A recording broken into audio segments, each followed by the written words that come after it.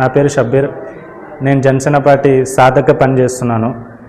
పోయినసారి కూడా చాలామంది సభ్యత్వాలు చేయించుకున్నారు. ఈసారి అంతకు మించి ఎక్కువగా సభ్యత్వాలు చేయించుకుంటాను. నేను కూడా దాదాపు 200 పైచిలుగానే సభ్యత్వాలు చేయించినాను.